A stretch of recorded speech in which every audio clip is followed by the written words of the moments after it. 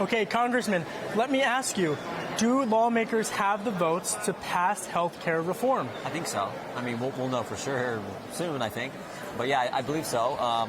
With this amendment, which will give states the option to get the waiver to get out from under these Obamacare regulations, which are driving up the cost of insurance for families across the country. With that amendment, a number of us conservatives are going to support it. The bulk of the Freedom Caucus is going to be for it.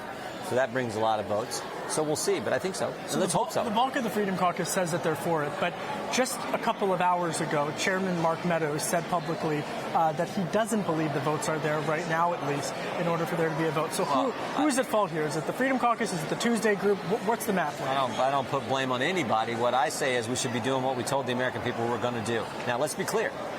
This bill doesn't fully repeal Obamacare. I wish it did.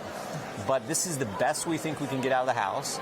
This is a better bill than what we started with. Because conservatives engaged and held out, we got work requirements for able-bodied people in the Medicaid expansion population. All the tax increases under Obamacare are going right away now in this bill, which wasn't the case when the draft was first leaked.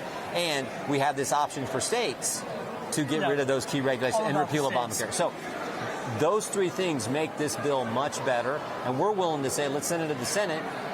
If we get the votes, let's send it to the Senate and continue to work on full repeal over there. So in terms of a timeline, it does look like there is a lot of developments this week on health care. Yeah. There was some chatter we could get this as early as Saturday or tomorrow, but now it's looking like next week. Do you think we'll have a vote next week?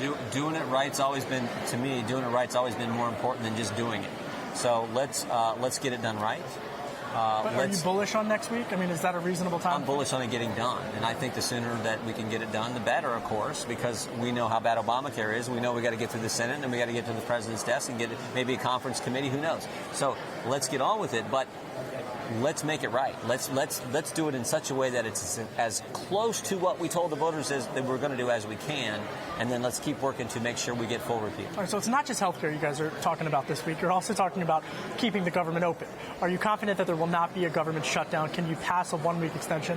That's up to, well, 1-week extension probably won't be that difficult. We'll have to look at what's in it, what's going on, if there's any real changes. If it's just a straight continuation, that probably should be okay.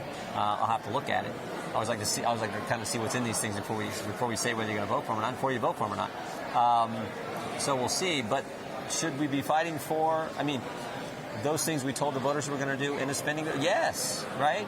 We told the American people that we should have border wall funding, that we need to do that. So you still think that should be included in the budget resolution? It's something we told the American people that we were going to do. We should be fighting for those things.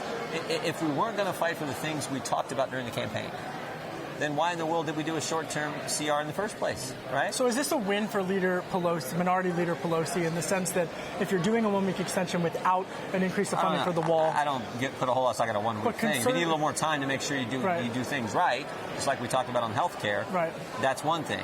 But what I'm saying is on the final passage, on the longer-term spending bill, I think we should be focused on trying to accomplish in that bill the things that we told the American people we were going to do last November. Or why else did we do a short-term spending bill in the first place? Yeah, let me ask you about tax reform, because this plan came out yesterday by President Trump. Are you concerned about how to pay for this tax plan? I'm more concerned about letting families keep more of their money, and I'm more concerned about creating a tax code that's conducive to economic growth. We've had been bumping along at about 1.5% growth rate under the 8 years of Obama. We need a lot better than that. He wants to get to 3% in order to offset. We all want to get to 3%. Not the American people want to get to 3%. Right, but is it a problem, I guess, in terms of, does it have to be revenue neutral? Revenue neutral is a fancy way of saying the tax burden is going to stay the same, but most likely what happens in a revenue neutral environment is the politically connected wind up paying less taxes and average families get the short end of the stick. So I am not in favor of this revenue neutral concept. What I'm in favor of doing is letting families keep more of their money, creating a tax code that's conducive to growth, and then cutting spending. Imagine that, cutting spending.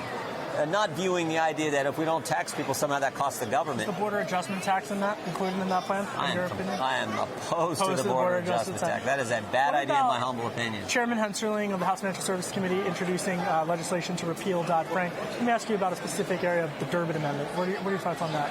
On the exchange rate issue? Yeah.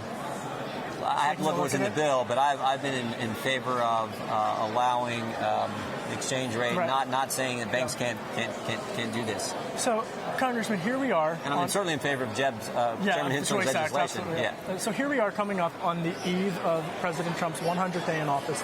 In your opinion, what has been his biggest success and his biggest misstep?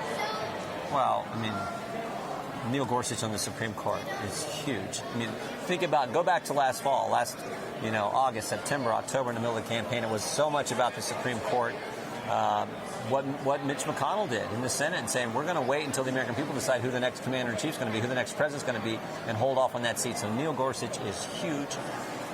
Jeff Sessions at the Justice Department. I think a lot of the American people believe that the previous Justice Department under Eric Holder and Loretta Lynch was a politicized Justice Department. And the biggest misstep? I'll let the American people figure that. What I like to talk about, I'm an American. I'm an optimist. I look at the positive stuff. There's been lots of positive stuff from this administration, including the regulatory front and what we've done to lessen these ridiculous regulations put on the entrepreneurs and job creators in our economy.